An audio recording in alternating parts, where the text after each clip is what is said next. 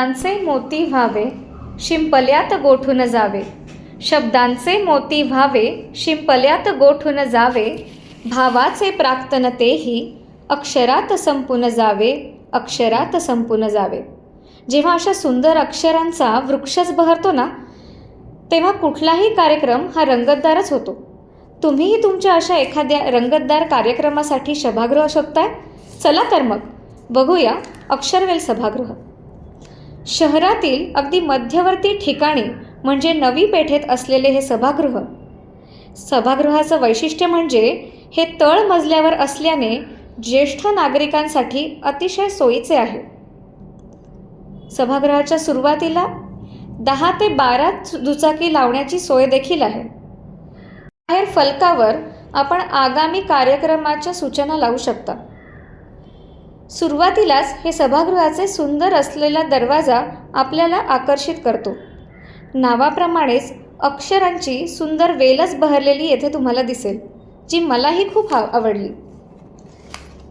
60 ते 80 आसन क्षमता असलेले हे सभागृह मध्यम प्रकारच्या कार्यक्रमांसाठी अगदी योग्य आहे.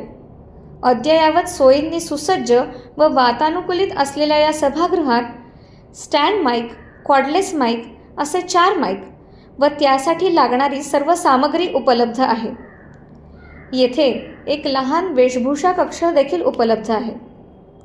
तसेच कार्यक्रमासाठी ट्रे, दीप प्रज्वलन किट, रांगोळी किट, प्रतिमा पूजन किट, डेकोरेशन किट आणि सत्कार किट या सर्वांची सोय आहे.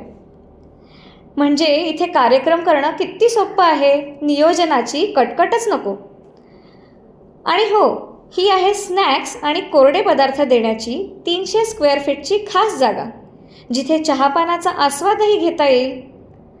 वर महिला व पुरुषांसाठी वेगळी वेगळी प्रसाधनगृहे देखील उपलब्ध आहेत.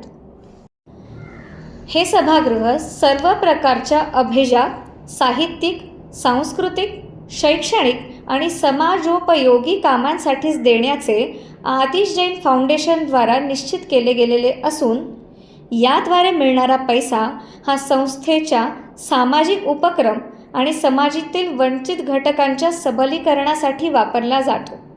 म्हणजेच हे सभागृह घेणे म्हणजे समाजातील वंचित घटकांना मदतीचा हात दिल्यासारखेच होईल.